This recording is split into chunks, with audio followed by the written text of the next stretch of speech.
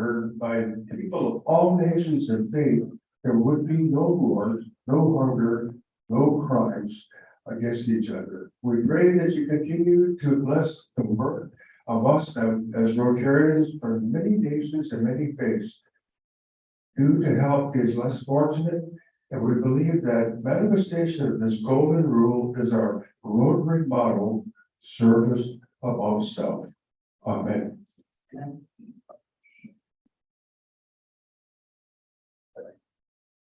No. All right, so I'm still logging people in. We're at 54%, and with all the computers.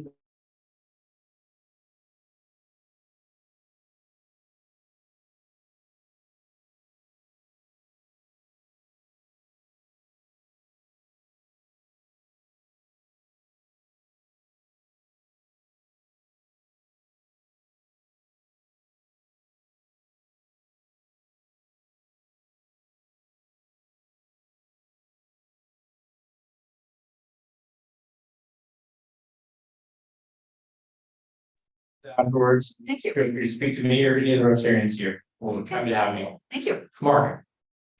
Please welcome Stephanie Cronin. She's visited us before. She submitted her application today, so it's going to be a future member. Awesome. Anyone else? She doesn't want to be introduced.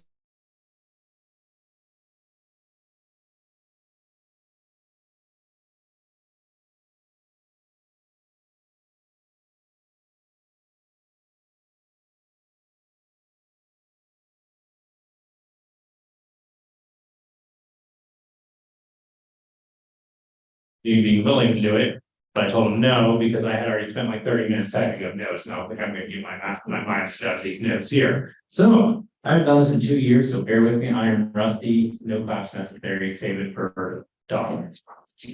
So we'll start with some June facts. The month of June. June is the month with the longest daylight hours of the year in the northern hemisphere, and conversely, June has the shortest daylight hours in the year for the southern hemisphere. June's birthstone is the pearl, the moonstone, and the alexandrite. The June birth flower is the rose and the honeysuckle. Remember, not all honeysuckles are bad. The majority we see around here are invasive, but there are native honeysuckles. In 2009, June was the 662nd most popular name for a girl in the United States. June is derived from Juno, the goddess of marriage.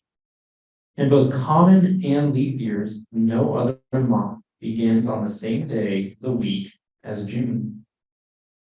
June is International Men's Month. And June is Accordion Awareness Month and candy and dairy and papaya. More you know. In world news, wildfires spread in Canada's British Columbia, Quebec stabilizes. Wildfires spread in the Western Canadian province of British Columbia on Friday, while hundreds of fires continue to burn on the other side of Quebec. Sydney wildfire smoke billowing across North American cities. Temperatures in parts of British Columbia soared more than 30 degrees Celsius, 86 Fahrenheit this week, nearly 10 degrees above seasonal average. And while rain is expected this weekend, there's a risk of lightning strikes that could spark more fires. The wildfire smoke continues to plague millions of people across eastern Canada and the northeastern U.S. Poor air quality is expected to persist in cities including Ottawa, Toronto, New York, and Washington until Sunday. It does seem to be clearing up a little here, thankfully. And Canada is enduring its worst start to the wildfire season. There have been 2,372 fires so far this year, with 10.6 million acres, or if you're Canadian, 4.3 million hectares, according to the Canadian Interagency roughly 15 times the annual average of the last decade. Russian heavy fighting in southern Ukraine. Kiev is silent on counterattack. Russia reported heavy fighting along the front in southern Ukraine on Friday, where bloggers described the first sightings of German and U.S. armor, signaling that Ukraine's long-anticipated counterattack was underway, with virtually no independent reporting from the front lines, and Kiev maintaining a strict policy of silence. It was about whether Ukraine succeeded in penetrating Russian defenses to drive out occupying forces. The counteroffensive is ultimately expected to involve thousands of Ukrainian troops trained and equipped by the West. Russia, which said months to prepare its defensive line, says it has repelled attacks since the start of the week. Kiev has said the war begins. In national news, Trump faces federal charges in classified document case adding legal woes. Former U.S. President Trump faced a new legal challenge, this time from the government, who used its lead. when he appears next week in federal court in Miami on charges of illegally retaining classified documents, obstruction, and other crimes. The indictment of a former U.S. president on federal charges is unprecedented in American history. It emerges at a time when Trump is the frontrunner of the Republican presidential nomination next year.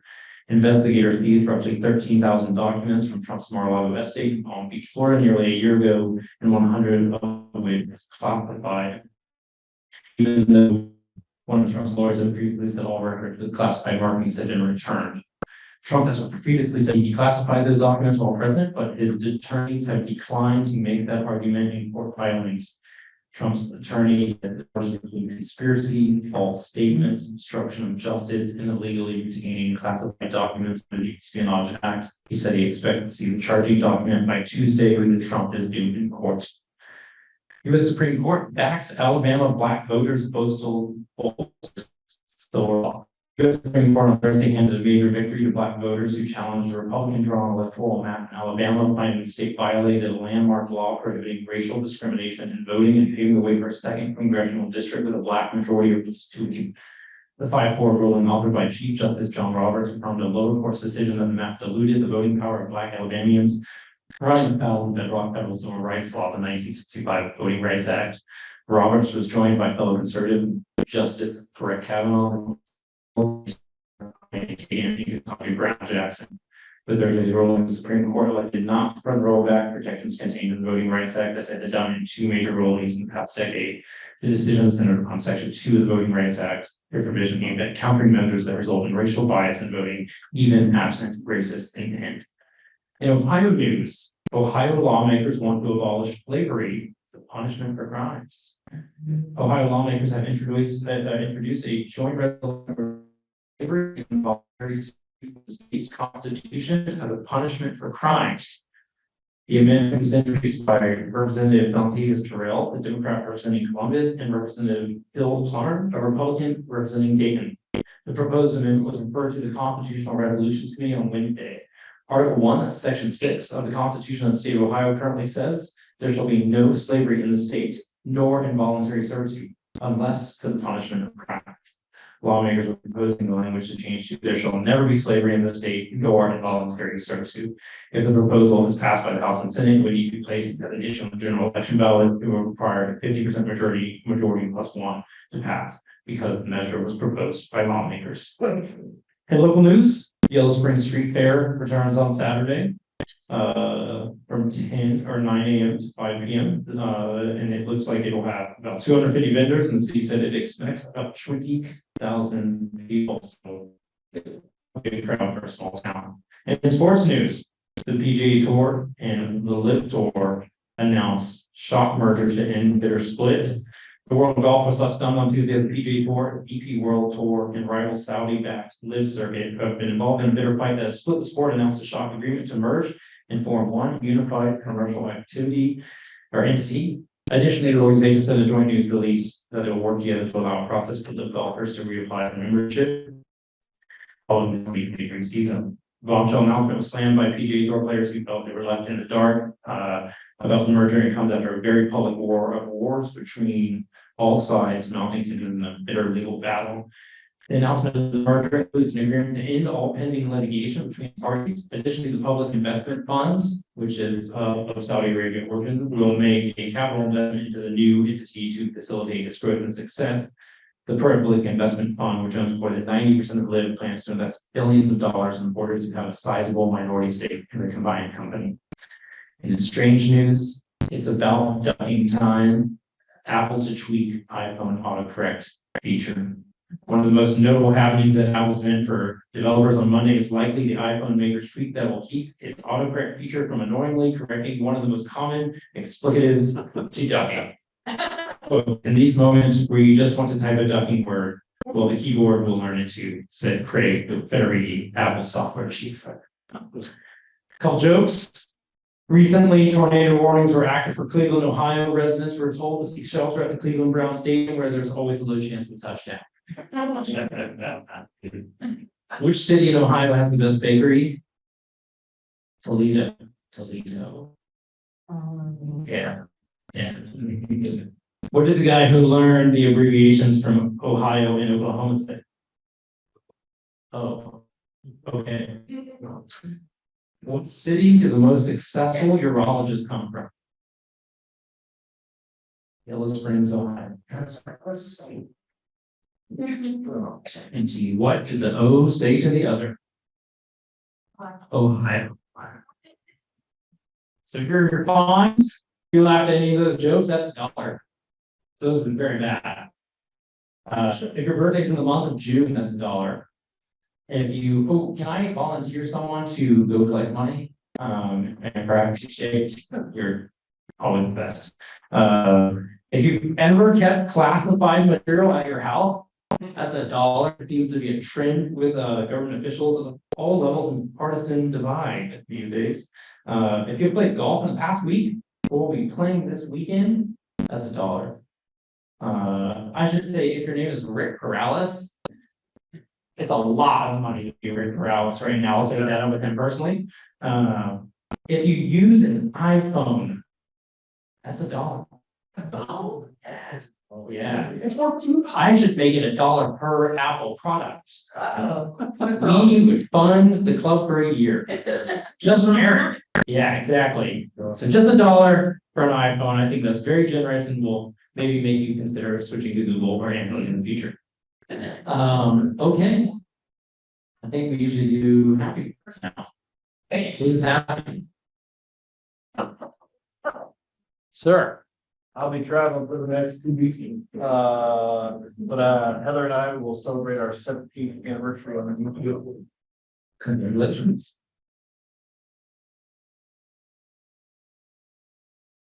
Anyone else, sir? I'll say a good job to Beavercreek PD because they let us join in. Also proud as a safety town. It was yesterday and Thursday. Great opportunity for the kids to get involved with safety towns. Say good things to them. Awesome, thank you. Anyone else? None else, sir? Since Pete Landrum's not here to tell on me like last year, but I got $28. Tomorrow's my 28th anniversary with my wife. Last year we went to dinner. He told my wife I just didn't give any money about your anniversary. He said, I'm here for. Give him next. Who else? Shannon? One more week till summer camp, so when you guys are all in the air conditioner and enjoying your week a couple weeks from now, know that I will be in a sweltering heat because by then it'll be hot, so a whole week outdoors. Yeah. Feel the excitement from here. It's radiating. Anyone else? Sir?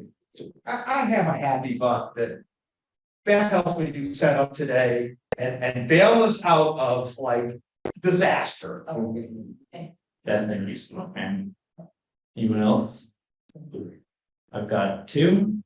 Dropped Ashley off at the airport this morning with Hunter, which I'm kind of sad about, but happy that the grandparents and great grandparents can see Hunter and Ashley this week in Boston. And the second half of the book is I am checking Alaska off my list, so I will not be here next 2 weeks. I apologize, but Mike Canada, if you all might remember him, he wasn't president at one point in time. You might remember his face from Zoom. He will be taking the June 16th meeting. I will find someone else to take June 23rd meeting, but I'm going to do the Anchorage Marathon while I'm there. See the Denali and go to Tenai Fjords. So should be a good time. Yeah. Anybody else? Okay. With that, do take a drawing here. Heather 3802 819 819. Very good.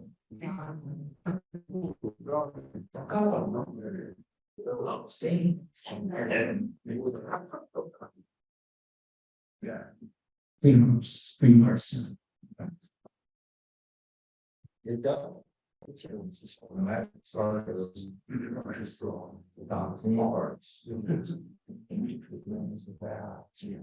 in there for sure. That would be the loss. 6 hours. Rose, 6 cars. Okay, let's see. Are there any announcements for the club? Okay, with that then, Well, I have a note. Eric Marks.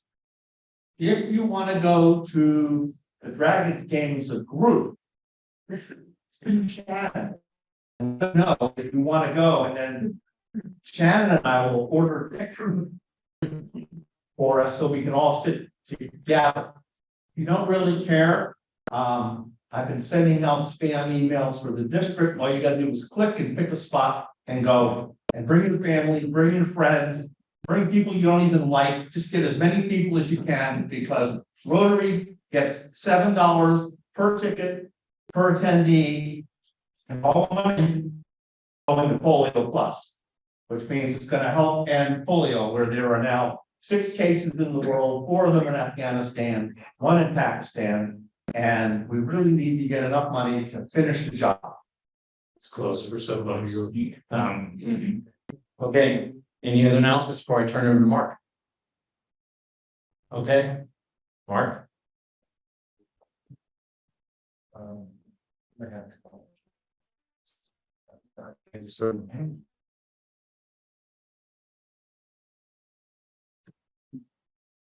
So perhaps no other profession has benefited more from COVID-19 than pharmacists.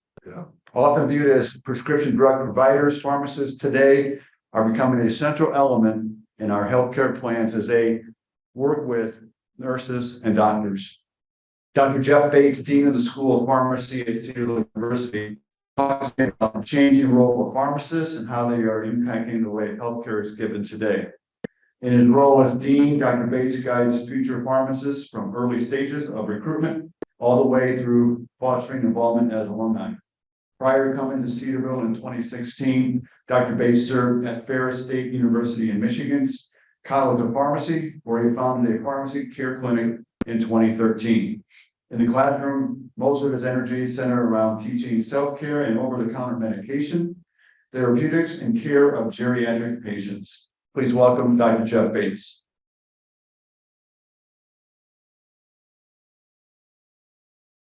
Thank you, Mark.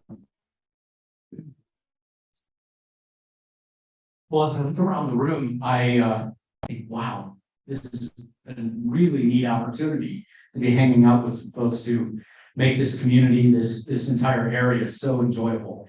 As Mark said, we came from Michigan back in 2016, and we thought, wow, this is Ohio instead of Michigan. And it took us a while to adjust, but you folks, the entire communities around us have been so gracious and kind to us along the way. And so we're grateful for that. I'm grateful also for the opportunity today to be able to share with you some things that really are important to me, that I think are extremely critical as we look forward. So I'm going to go ahead and dive into a number of things about this, hoping that my slide advancer will work. And if it doesn't, I'll have to do this the old-fashioned way. You got it? Okay, thank you. So let me start out by asking you, how many of you have been to a pharmacy in the US? Easy question, right? No, a little bit harder question. How many of you have been to a pharmacy in Mexico before? Yeah, pharmacia in Mexico. My wife hates traveling with me to Mexico because I want to go into all of these pharmacias down there and I want to see some of the things that are going on. But what are some of the differences? I love interaction, so I hope that I'm a teacher and this is just kind of what I do. But what are some of the differences, do you think, between a pharmacy in Mexico versus a pharmacy here in the US? There's way more over-the-counter drugs. Yeah. That is the key point, that in Mexico, every medication is over the counter. Really, if you look at the slide that we have up here, you will be able to see. I'm just going to step over here. But if you want to treat your cardiovascular problems, your blood pressure, you just walk in and grab whatever's on the shelf. You go through that. If you need antibiotics, you can see them there on that side. Arthritis, analgesics, All of that's over the counter. That should make some of us shudder a little bit to think, wait a minute, I can buy gentamicin, draw it up in a syringe and put it into myself and hope that I kill every infection out there. But I can tell you as a pharmacist, you're going to harm your ears, you're going to harm your kidneys, and all kinds of other problems are going to come from that. So one of the big differences, Mark, if I can ask you to move that forward for me, one of the big differences is that in the US, we look at this and we say, why does pharmacy exist? So the answer to that question, of course, is on the second line there, but we exist, this profession exists because society says we're needed. In Mexico, and I'm just picking on Mexico because they're our neighbor, but their society says we're not that concerned about some of the safety issues, the fact that people can hurt themselves, etc. I had a professor when I went through pharmacy school who was a great colleague, since retired, but Dr. John Jameson used to use the phrase, medications are poisons that occasionally have beneficial side effects. Medications are poisons that occasionally have beneficial side effects. And so when I think about what society says here in the US, society says we want to be protected from some of that. And we'll highlight that as we go forward.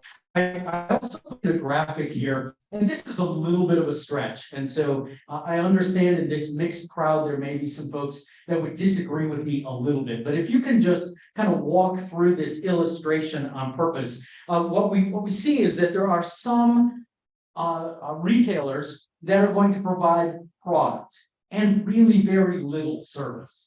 Now, I've gone to Kohl's and you look at my shoes, and I'm one of those guys that when I buy shoes, I buy 3 pair all at the same time, and they're all the same except the color. So that's all I do. So now you have my roadmap for how I choose shoes. But that's, I don't really need a lot of service when it comes to purchasing shoes. Same thing with ties and t-shirts and things like that. When I go to a grocery store, I don't go to a grocery store asking for advice on how to make the best Chinese restaurant or Chinese meal, excuse me, or what I can make on the grill. I go there to purchase a product. There's not a lot of service there. On the other side, we go to a dentist. And the dentist is providing a service. I just had my teeth cleaned earlier this week. And so they provide a service and not really any product.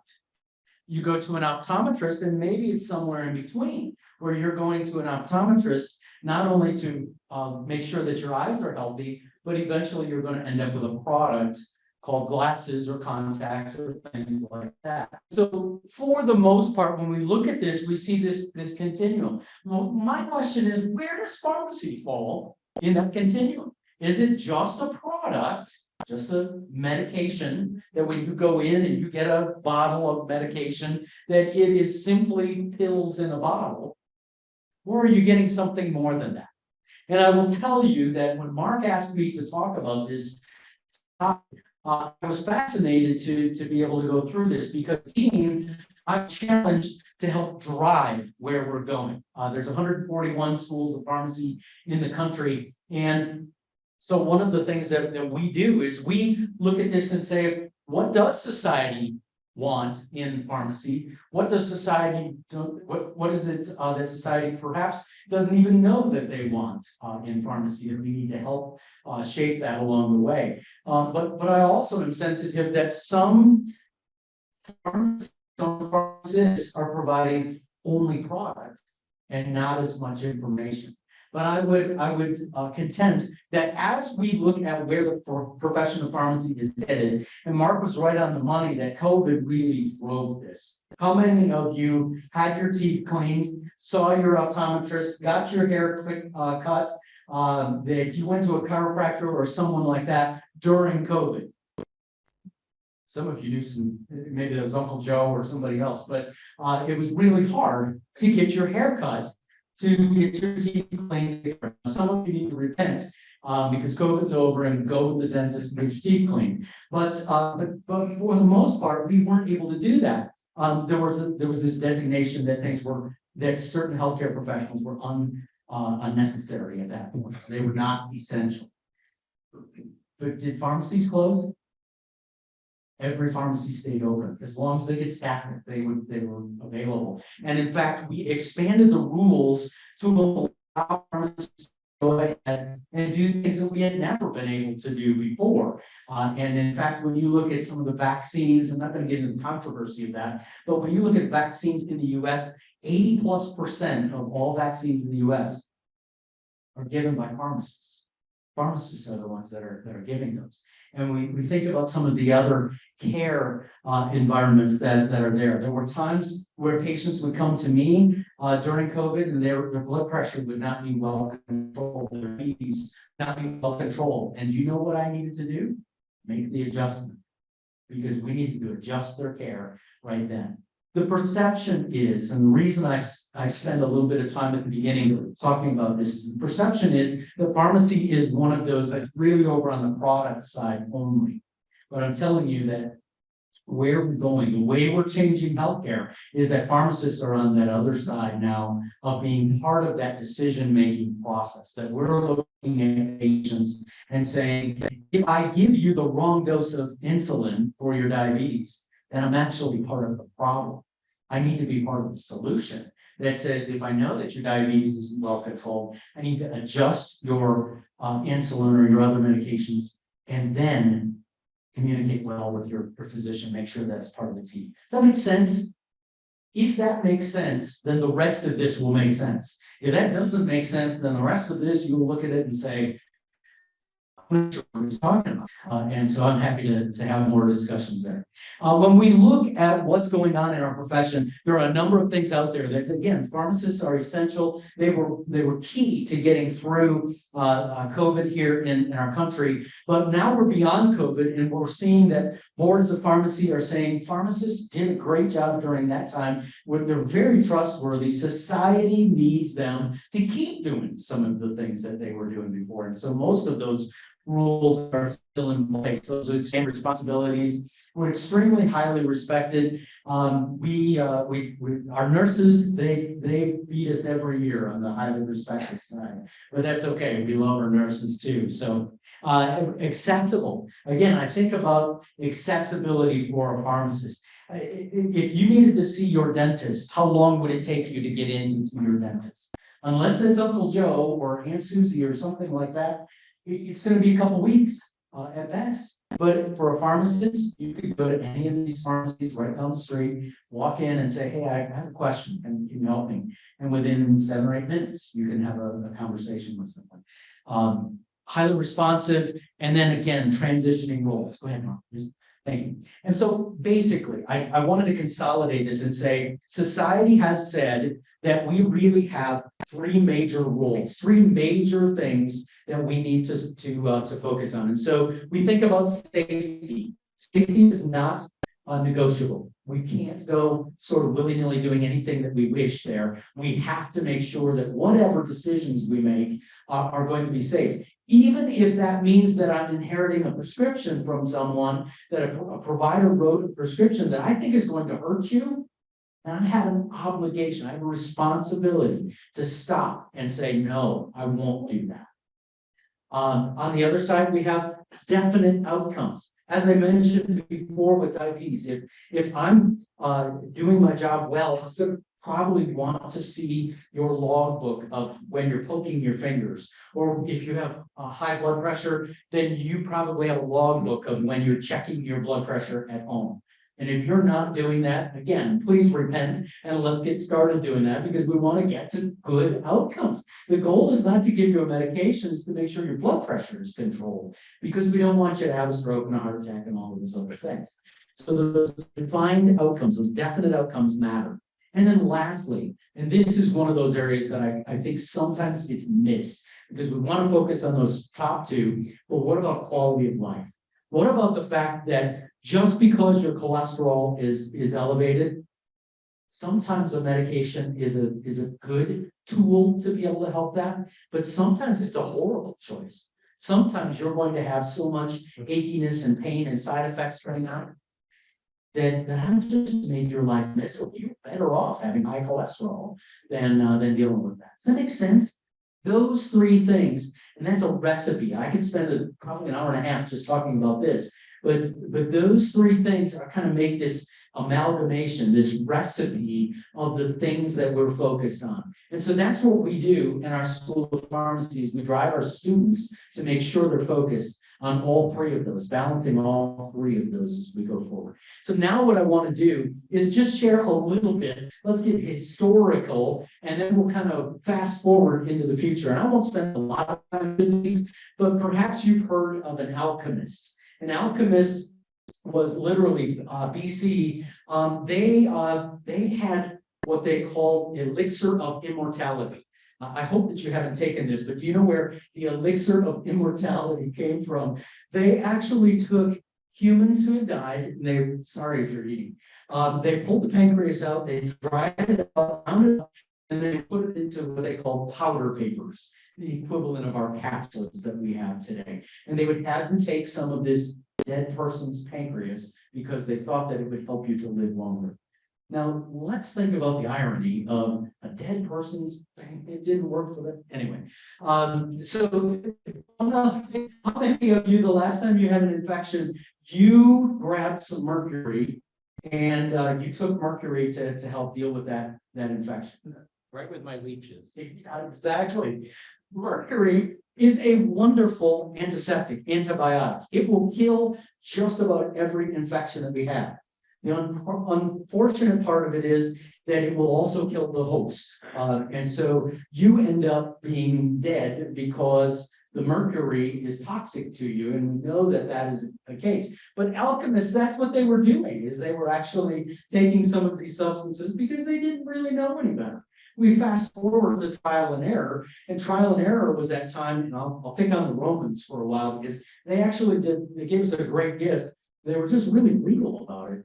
But they would take prisoners and they would overdose them on purpose to see how much poison it took to kill them. And they actually refined a lot of our dosing schedules that we have today. We have those prisoners to thank for that. But that was what they did, is they would try things in a very crude and nasty fashion to figure things out. Herbal medications. Now we're starting to get into something. You're like, hey, I haven't seen an alchemist or a Roman, but I have seen herbal medications. You can go to most pharmacies and find some of these today. Some of you may even grow some of these products in your own gardens, your herb gardens and things like that. As you look at that center bowl, you'll see a number of things. I'll just give you an example. Do you know where aspirin came from? It came from willow bark. So when we first figured out what acetylsalicylic acid, ASA, is called, where it came from, we took willow bark and we walked through this. If you want to do a Google search, you can find that. But you can actually make your own aspirin from willow bark. And that's how we decided to create some of these products that are out there. Cinnamon is in there, garlic is in there, ginger. They all have medicinal purposes. And again, we can expound on all of this, but we'll pass on that today. So dispensing of medications. This is still something that is a key piece. And so as I talked about the difference between a service and a product-based environment, we still see that the product is part of what pharmacists are doing. But we have layered on, society has asked for a number of the other service kinds of mentality that go along with that. And so what we see is that dispensing of medications hasn't gone away. But I forecast for you, and I'm probably not the only one here, that within about 5 to 10 years, you're going to see pharmacists not involved in the dispensing process for the most part. That it is going to be a technician-driven process where a technician is actually going to make most of the dispensing decisions to get them going forward. And again, we could expound on that. Patient counseling. Kate Schultz is here in the middle of the screen. She's a rock star that came out of Cedarville, but she works at this little place in Minnesota called Mayo Clinic. So she's doing a really cool thing up there at Mayo Clinic, but she was known, she actually won some awards for patient counseling. And she spent a lot of time educating patients to make sure that they didn't have significant problems with their medications. And in fact, I'll tell you that one probably the biggest enemy that we have right now is not access, it's actually adherence. And what that means is that if you're supposed to take a medication once a day, we know that about 50% of all prescriptions in the US are not taken the way that they were ordered. Now, if that is the tool in our toolbox that we've chosen to use, and we're not using it, then that's a pretty futile approach to things. And so that's where we're spending a lot of our energy here, is trying to say, what does impact the patient's decision about whether they would take their medication as ordered or not. And so that's one of the things that I love to look at, is if I'm talking to a patient, I like to prevent surprises. I don't like surprises in my life. Most patients don't like surprises either. So that's an important piece of what we do. Hospital clinical practice, our pharmacists are in hospital practice. A number of them are embedded right here at Soin and Miami Valley and all kinds of pharmacies inside these hospitals around here. And they're doing great things, making clinical decisions. They're not dispensing anything. What they're doing is they're working alongside the physicians. They're on rounds. And if the physician is trying to figure out why a person's, how best to treat a person's infection, then the pharmacist is usually making the decision about which medication we're going to use, how the dosing goes, and things like that. My guess is I've already given some pearls that you're walking away saying, I had no idea. I thought they just counted by fives, really did it fast, and got the labels on. Vaccine administration, as I talked about before, we're seeing about 83% of all prescriptions, all vaccines in the US are dispensed by pharmacists. This is a picture of Katy Perry, not the singer, but she graduated from our program a couple of years ago, and she is opening her third pharmacy. I think she graduated in 2019, and she is opening her third pharmacy here in the next couple of weeks. But she is really advocating for ways to prevent infections, to prevent problems down the line, and she's doing some really neat things there. Recent scholarship. I won't go into gory detail on this, but I work alongside Dr. Amos, who's in the center of the screen there. Dr. Amos, Samson Amos, has some really neat things going on in brain cancer. How many of you know where Cedarville University is? Now, yeah, when I came there, I thought, wow, this is kind of a cute little university, and they're doing some really cool things, and I love what was going on. But wouldn't it be pretty amazing if Dr. Amos's research was able to cure brain cancer that currently is 100% fatal in patients that are out there? That's on this is a friend that I talked to this morning. He's walking around ball camp on today. I don't know why, but he's a good guy there. Jake Grasser is in green in the center. He's doing some really neat things. One of the things I love about Jake is he's fearless. Jake is married to Sarah. Sarah is I believe, a speech therapist, and they're over in Africa. He decided to join ranks with Samaritan's Purse, and so he's over in Africa today. And he's the only healthcare professional in Africa. Let me go back to that what society demands thing just for a second. I asked Jake a couple of months back, I said, Jake, tell me something really cool that you're doing there in Africa that we wouldn't see here in the US. And you know what he said? He said, Jeff, I had to get an ultrasound machine. And I said, what? I don't know any pharmacists who are using ultrasound machines. And I said, what are you doing, Jake? What's going on? He said, Jeff, I'm the only healthcare professional. There are no physicians, there are no nurses, there's no one else here. If I don't have an ultrasound machine, when a pregnant patient comes in or a patient who has a deep vein thrombosis, he's completely blind. He's unable to help them. But so he got an ultrasound machine and he's helping these guys. So I look at that and I say, okay, if he can do that in Africa, where electricity is optional, then what in the world can we do? Cool stuff. lots of education. I won't go into all of this, but this is one of the things we do with our students.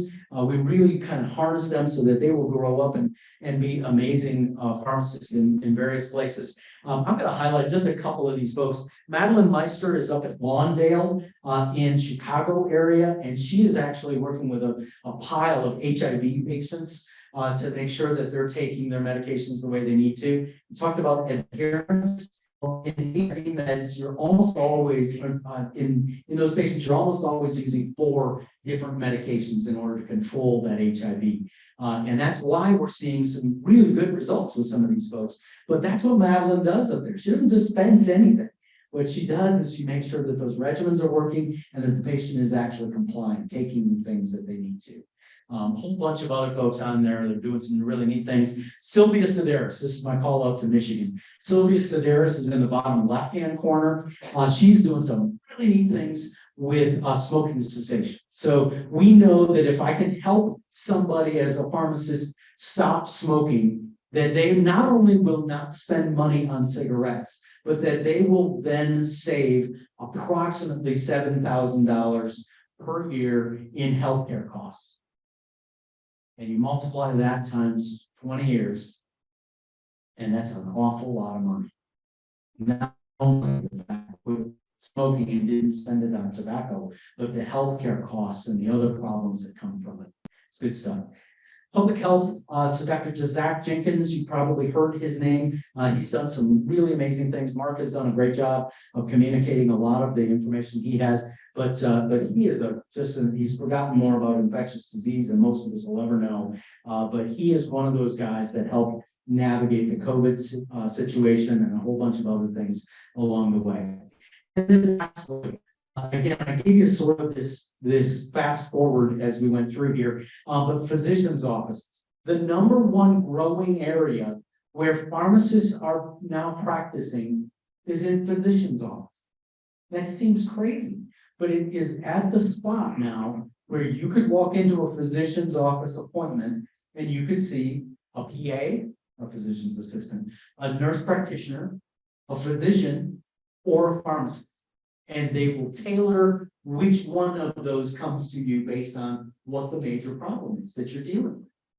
And that is so encouraging to see that that's the #1 area of growth that we have where pharmacists are landing and practicing as we go forward. All kinds of, this is a summary slide of some of those things. Let me give you one other quick example that's not on here that I didn't put a picture of. And that is, there's a product called Plavix or clopidogrel. Clopidogrel is a medication that is used to prevent strokes and heart attacks. The thing is that when I give you clopidogrel, your liver needs to turn it on. It is actually an inactive drug when I give it to you.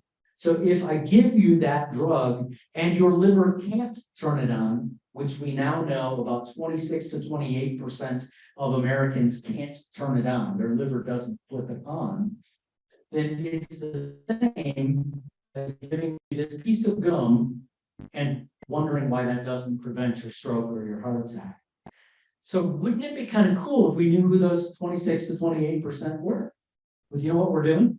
We now have the ability to take a little bit of a swab, a longer stem swab, go inside somebody's mouth, get a little bit of DNA, run it through a machine at our pharmacies to find out if you have the genetic code to be able to turn that medication on. And if you don't, then I would be foolish to give it to you, even though I've got a prescription in front of me. What I do then is I have already worked with my physicians to say, can we use something else? Can we switch that automatically when we know that it's the wrong medication for that patient? That's what pharmacists are doing when it comes to that outcomes piece, because a stroke and a heart attack, that's nothing to be trifled with. My guess is in a room this size, there are a number of us in this room that have dealt with that. I have a mother and a mother-in-law, both have had strokes, and it's devastating to see the impact there. That's where pharmacists are really making a massive impact. And isn't that really cool that if you walked into a community pharmacy with that same accessibility that we were talking about, the same concern for your quality of life, and your same concern for safety, but we looked at this outcome and actually made it success. That's what I get jazzed about. All right, a couple of our grads, Megan McNichol is there at the top. She's over at Nationwide Children's Hospital in Columbus, doing some really cool things with kiddos. If you ever want to spend some time talking with some of these folks, I'm really biased. I get really excited about our graduates as they come through. But I also want you to know that Megan is willing to talk with you at any time. Stephanie Wu graduated from our program just a year or two ago, and she's now over in the Dayton area. She was on a rotation, a fellowship up in Boston, and she was doing so well on that fellowship that they ended it early. They stopped it and said, "We need you back in the field. You've learned plenty at this point." And so she's right over here in Dayton, 15 miles away, doing some really cool things over there. And so she's in some of the creating medications settings. Well, I'm at Cedarville University, and I'm not at all ashamed of where it is that I work and what I get to do there, but I just want you to be able to see a little bit about who we are. And so this is sort of that concise statement that says we're busy transforming students. When I get somebody from high school, if they're not changed when they leave, not just smarter, but changed, that when we look at this and make sure they have the knowledge they need, but also the skills they need, and they also have the attitudes to help patients achieve what they need to, and that their character is shaped as well. And so that's what I get to do, is get to guide a team that focuses on that transformation piece. That's what we do, is make sure all four of those things happen. I want to say thanks to you guys for the chance to be able to share with you a number of things that are going on in the professional pharmacy. Mark suggested that I also give you a couple minutes to ask questions. So I want to pause there and say, what kinds of things are on your mind? What kinds of things maybe have been piqued through the discussion over the last 20 minutes or so?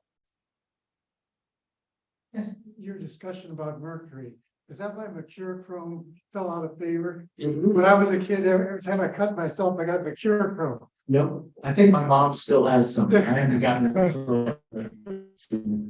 It is. It's, In regards to regulation, you see, and I'm not talking about like Mexico or like, you see a lot of things in Europe that they are doing. And in Canada for treatment. Is there something like the pharmacists here are trying to change at the federal level?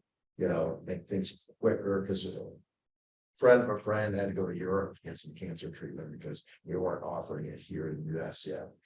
yeah, there's some questions about access. And so oftentimes we're wearing handcuffs, because if we can't get a drug, if we don't have it accessible, or if the FDA hasn't moved it along the process where it could be available for human use, there are some ways to, they call it the orphan drug process. It is that way that a pharmacist really can work through. And in fact, that Stephanie Wu that I just showed you a couple of seconds ago, that's what she's doing over here in Dayton. And she's one of those allies that says, oh, we've got a few of these things that we need to move forward.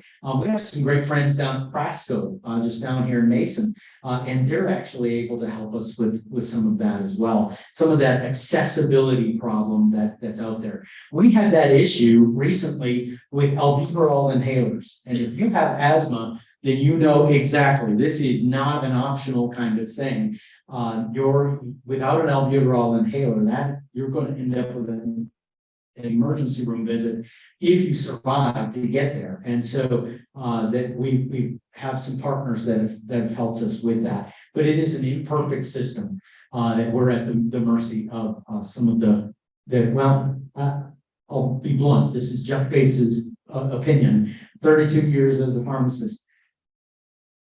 The FDA oftentimes allows safety to trump all of the other things. So if they feel like there is not enough data, or that safety is in question in any way, they'll call it time out. They'll put the brakes on it and not allow it to go forward, even though outcomes and quality of life become major issues. So what you're bringing up is real, but there are some improvements, but it's moving much slower than it needs to. Appreciate your question. Yes. We're in I call it like a convenience society where everyone wants a very convenient, quick solution. And I feel like that rears its head in an ugly way in the pharmaceutical world where, people don't want to take care of themselves, something goes wrong, they're like, what's the magic pill? Right. And so we get like, heart disease is massive in this country. No one really talks about that, how it can be alleviated. Most likely to take the pill.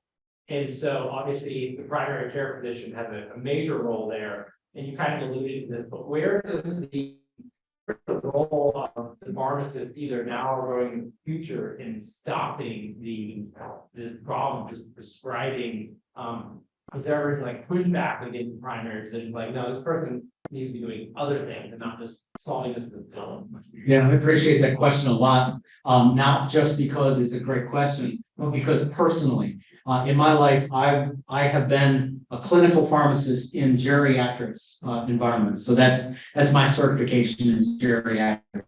And so I actually stopped more medications than I ever begged to get started. And I've seen those regimens often where patients are walking along and they'll have 23, 26, 28 medications. And if John Jameson, that I mentioned earlier, is accurate, that medications are poison that occasionally have beneficial side effects, we're walking through, the eye of a needle to make sure that we're actually hitting the mark on that safety, on the quality of life and on those outcomes. So yes, I believe, and in fact, many pharmacists spend their time looking at a regimen and saying, wow, this seems like it would be a bad idea for us to start this. There might be other ways for us to look at this. And in fact, one of the things, and I teach this, is perhaps medications are the right tool for this, but could we use other tools before we get to this?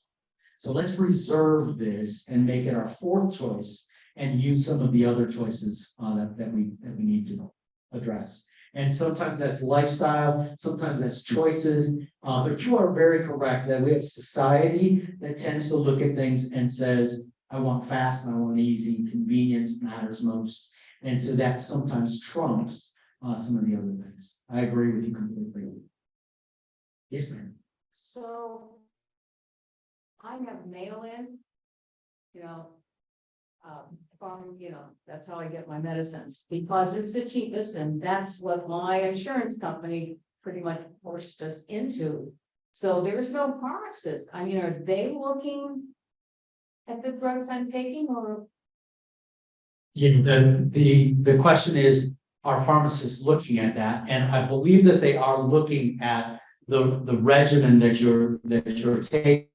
The problem is that it's very impersonal. You didn't have a conversation with anyone. They didn't ask you the questions like we just got asked of, what about some of those other things that matter most to you? And so I believe that's where this transition is taking place, is that currently what you're describing is a product-centric environment where there's no service component at all. So imagine if you were to go to an eye doctor and they just said, why don't you pick out some frames and you grab some glasses and put them on until you found the right one. That's not acceptable for us to do that. But that's oftentimes what that sort of looks like at the end. And so that's why I'm encouraged with the pharmacist being in the prescriber's office, in the physician's office, because then we can impact this before the prescription ever gets written.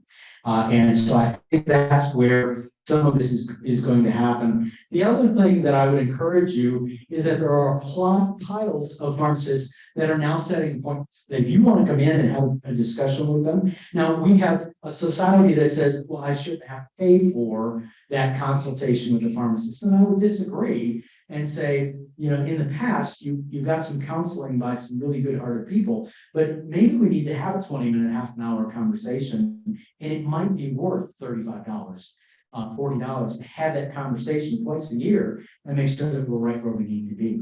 I have that with my auto mechanic. I mean, he looks at things, and when I come in for breaks, he says, Jeff, you've got 5 or 6 other things here that are coming, and we need to talk about that. We need to plan for those. And so I think that those are some of the alternatives, some of the the differences in model as we go. That makes sense? Go ahead. Yes.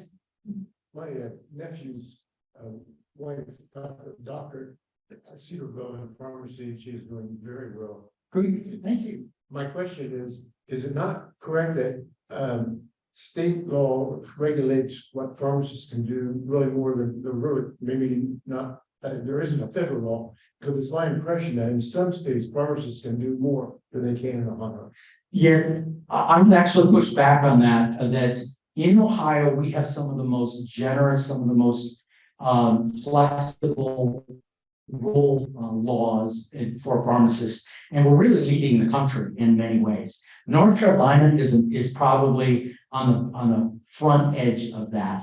So I grew up in my son was. yeah, so North Carolina's doing an amazing job. So we're kind of stealing their ideas and bringing them to Ohio. But Ohio's doing a really good job of allowing the pharmacists to kind of help and run things. I don't want us to go over. So if I need to pull a plug, then we'll do that. But I'd love to have a conversation about how how those rules are impacting us. But a whole lot of other states have looked to Ohio, especially since COVID, and said, we need to do it that way. So, and I'm saying we're cheating and stealing ideas from North Carolina too. So that's good. One last question. More of a comment. Yes. I was in Thailand about 4 years ago and they had the same thing. You just walk in, tell them what you want. And they give it to you. My insurance here in the States, this one prescription is $200 and some dollars. It's $40 some over the counter. Yes. They just hand it to you. Yeah. And they're not allowed to run commercials on TV to promote commercials. I mean, medications like here. You can watch it on TV and go tell your doctor, I want this because that'll cure me. Most doctors won't do that. So there's some that will. There was actually, this will take us an hour and a half to unpack as well. But when you think about why medications are 1/4 the price in a whole bunch of other countries, and I'm not talking about third world countries, I'm talking about Britain and some of those, Great Britain and some of those others, that the way the medications are priced in the US is not something that a pharmacist really, I mean, when we order it, we pay whatever the wholesaler asks. But yeah, when you think about why the pricing structure is set up the way that it is in the US versus what some of our other friendly countries would have, it doesn't make a lot of sense. And I'll tell you that if you saw some of the data behind the scenes, it would be scary to you. Somebody pays for that. Well, Yeah, we do. yes, sir. One comment on that is that the copay discounts that a lot of the manufacturers give. My wife was on a drug.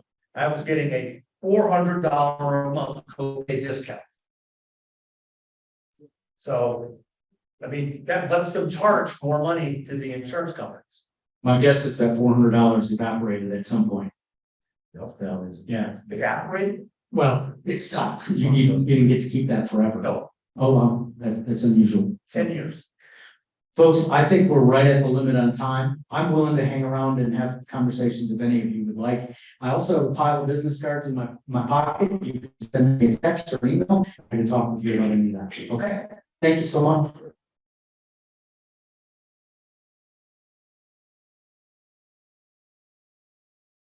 Okay, we have booked, thanks courtesy of Beth, that we're gonna donate to the Beavercreek Library on your behalf. A World in Pictures, the Elements book, pretty topical, even when everything a pharmacist does is related to the elements. Let's see, next week's greeters will be Chauncey. The speaker next week, I was supposed to introduce him. I will have to figure out someone else too. I had invited him to speak. It's Ron Hollenbeck. He's a Centerville Rotarian. And he's speaking on what's known as Heart to Heart. A lot of people don't know this, but so we have the Rotary Club, and we have the district, and then Mark, Eric, give me the what's it called? So the zone. Thank you. So the two zones in the Midwest US partner with the central Mexican zone, and we call it Heart to Heart, and we do work together to try to help each other out. So he went down and did one of those trips to Mexico, and he's going to come and present to us about that opportunity. So I hope you guys will tune into that next week, the president, as I said, will be Mike Canada, filling in for me. Keep an eye on beavercreek.com on Facebook. And is there anything else for the good of the club? Okay, sir, Jeff, would you mind leading us in the pledge? All right. Here it is. Sorry. I pledge allegiance to the flag of the United States of America and to the republic which stands one nation under God, indivisible, with liberty and justice for all. Also, there's a board meeting, it'll be quick, so stick around. And All right. Interesting. Yeah, I guess I see a lot of.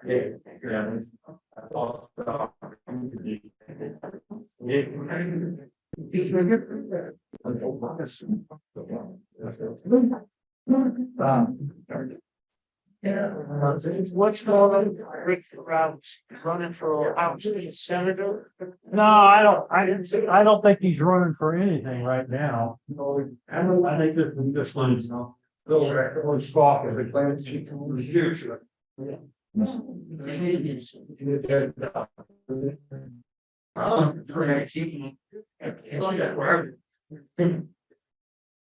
That's unfortunately done. Sure. Oh, yeah, that was your initially. Yeah. Oh, really? Yeah, that's what you're behind me too. I got a story about that. All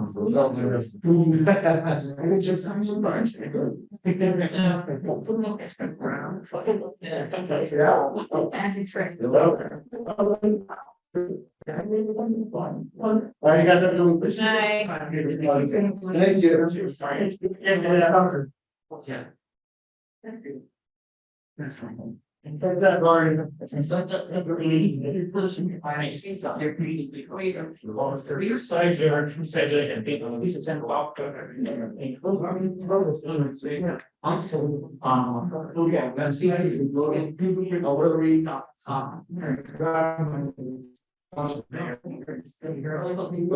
If you have for now, let's see.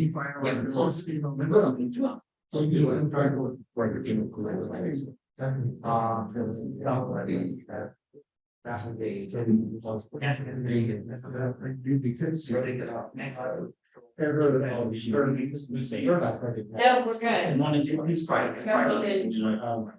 And no worry, you're being a lot of rich stuff. You, I think there's none that one. But are you not going? All like. And I did want to. Yeah, prayer. Okay. Oh, sorry. Oh, that's not the sense. Yeah, that's a kind of people. I appreciate that. Yeah, grateful. So it's a lot more. I mean, and yeah, so sometimes.